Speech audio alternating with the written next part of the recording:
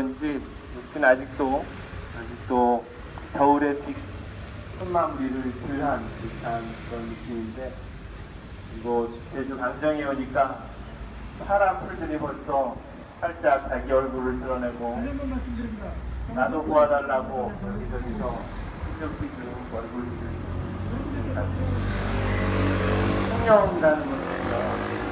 이 생명은 아무리 밟고 아무리 짓눌러도, 그리고 모진 한파가 한겨울을 지어 눌러도 봄이 되어 다시 누가 일으켜주지 않았는데도 스스로 일어서는 그런 생명입니다.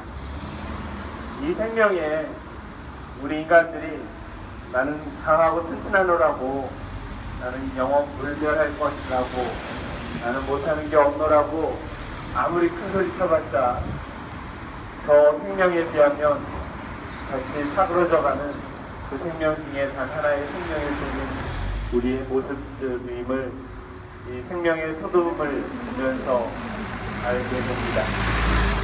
오늘의 독서는 이사야서의 말씀입니다. 하나님께서 당신의 제자를 뽑아서 당신의 이야기를 세상에 전하라고 부르시는 것이지요. 그리고 당신의 말씀을 전한 예언자들, 그들은 세상으로부터, 저희 세상은 그냥 단순한 세상이 아니라 세상의 권력이고 세상을 움직이는 지배 체제일 겁니다. 그들로부터 매질을 당하고 뺨을 맞고 수염을 뽑히고 모진 수모를 다 당하는, 결국은 이 세상에서 죽어가는 그런 비참한 인생을 살게 된다는 이야기입니다. 그러나 무릎을 꿇지 않으리라, 그러나 멈추어 서지 않으리라, 하나님께서는 내 편이시고 나와 함께 계신다는 위로가 함께 담겨져 있습니다. 오늘 첫 번째 독서의 말씀은 이래서 사명이라는 것과 고통이라는 것과 그 고통받는 자와 함께하는 하나님의 위로를 함께 담는 짧지만 종합편의 이야기인 것입니다. 다시 이곳 신막 개서 기사를 하면서 보게 되는 이 강정의 해군기지 앞을 지나면서 늘 보게 되는 일들이 오늘의 독서에 담겨져 있지는 않을까 싶습니다. 강한 힘에 짓눌려 있고 모욕을 당하고 뺨을 맞고 상해를 입고 높은 데서 떨어지고, 그래서 병원에 가고 법원에 가고 원자감에 돌아가는 그렇게 아닌데 웬 원으로들 그렇게 가져가는지, 그렇게 가고 기죽고 힘들어서 또다시 이 자리로 돌아오고, 그러나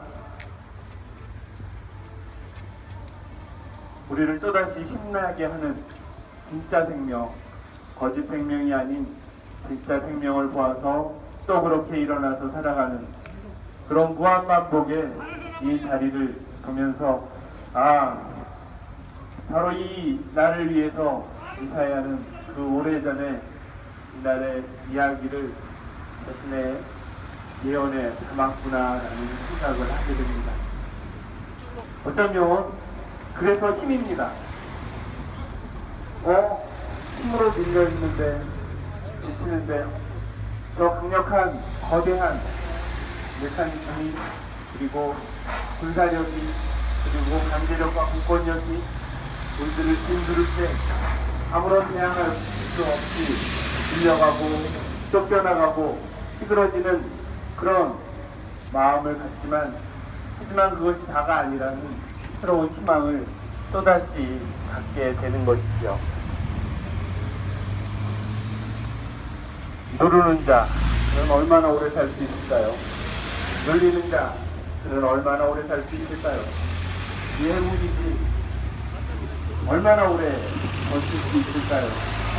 현대 인류가 생긴 지 몇십억 년이 지났는데 그 오랜 역사 중에 얼마큼이나 긴 시간을 이 해군기지가 장식할 수 있을지, 이런 것들은 이제 쓸모없는 것들이라고 풀풀 털어버린 날이 다시 온다는 것을 우리는 이미 알고 있습니다.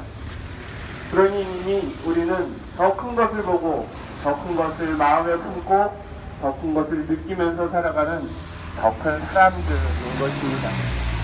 그러니 하나님의 마음을 더 많이 이끌이겠지요. 그래서 우리는 또다시 이 자리에서 이 미사를 봉헌하면서 서로에게 미소를 지을 수 있습니다. 오늘 복음의 말씀은 예수님께서 당신을 배반할 제자 유다에 대한 안타까움을 잔뜩 드러내고 있습니다. 그 사람은 차라리 태어나지 않았더라면 더 좋았을 것을 불행할 것이다 라고 하는 그 큰 대신의 말씀은 참으로 안타까운 제자의 배신을 생각하는, 그러나 화가 나기보다는 오히려 그의 안위를 걱정하는 더 큰 마음을 갖고 있습니다. 유다는 은전 32세 예수님을 팔아 넘기죠. 손을 입히면 팔자를 고칠 거라고 생각을 했을지도 모르겠습니다. 그 서른잎이 자신을 큰 자리로 옮겨주는 그런 티켓이라고 생각했을지도 모르겠습니다. 그 서른잎이 그동안 숨죽였던 자신들의 욕망들을 마음껏 펼칠 수 있도록 해주는 도구라고 생각할 수 있었을지도 모르겠습니다. 그러나 우리가 알다시피 예수님을 넘기고 난 뒤에 유다는 참으로 불행했습니다. 손에 들 수 있는 재물이 사람을 바꿀 수 있는 아무것도 아니라는 것을 유다는 모든 것을 잃고 난 다음에야 깨달았던 것이지요. 그래서 그 서른잎을 다시 최고위의 앞에 던져놓고서는 스스로 목숨을 끊는 불행한 결과를 갖게 됩니다. 이 거대한 해공기지를 움직이는 기본이 무엇일까를 생각을 합니다.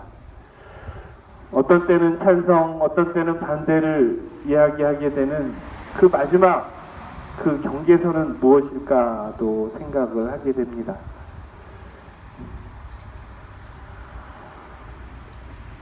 이 해공기지를 짓겠다고 하는 세력들이 이 마을을 끊임없이 들쑤시는 것은 무엇일까도 보게 됩니다. 아주 작은 가게를 운영하는 사람이 우리 집에 손님이 오느니 안 오느니를 따지는 것부터 시작해서 제주도의 경제를 생각하는 사람, 우리나라의 경제를 생각하는 사람까지 먹고 살겠다는 모든 사람들, 하루에 한 끼라도 입에 밥수저를 넣는 모든 사람들이 생각하는 것들 바로 돈입니다. 그 돈이 있으면 모든 것이 다 될 것이라고 생각을 하는 것이지요. 은전 30입만 있으면 모든 것은 다 제자리에 돌아갈 것이라고 생각을 하는 것이지요.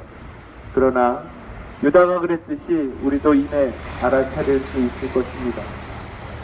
돈으로서 이 모든 것을 흉측하게 만들어 놓은 그 이후에 돈으로 다시 돌릴 수 없다는 것을, 돈이 우리를 생명을 가진 참된 사람으로 살 수 있게 할 수 없다는 것을, 오히려 그것이 우리의 관계를 끊고 우리가 자라나는 생명들을 짓밟게 하는 토항무도한 폭력으로 우리에게 다가온다는 것을 곧 알게 되는 것이지요.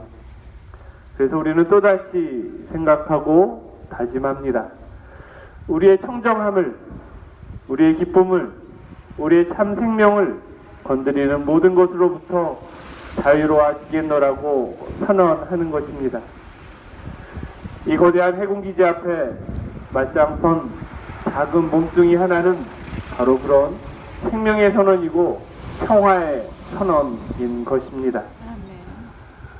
공색한 변명 저는 아니겠지요가 아니라 그래도 그것을 넘어서 또다시 삶의 자리로 찾아 나가겠노라는 한 인간의 거룩한 고백이 되는 것입니다.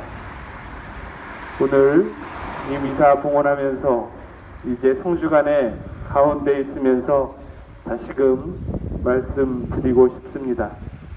평화는 돈으로 살 수 있는 것이 아닙니다. 평화는 무력으로 지켜질 수 있는 것이 아닙니다. 평화는 거래될 수 있는 것이 아닙니다. 선한 마음, 고운 마음, 참된 마음들이 모여서 이루어지는 것, 그것이 평화입니다. 어떠한 사심도 없이 이루어지는 것, 그것이 평화입니다. 그 평화 지키는 길에 모두 함께 해주시니 감사하고 고마울 따름입니다. 이곳에서 시작하는 작은 평화, 그 작은 평화는 온 세상을 살리는 평화의 기폭제가 될 수 있습니다. 우리가 하는 일이 아무것도 아니라 여기서 하는 행동 하나하나, 마음가짐 하나하나가 온 세상의 평화를 살리는 명약과 비약이 된다는 것입니다. 잠시 묵상하겠습니다.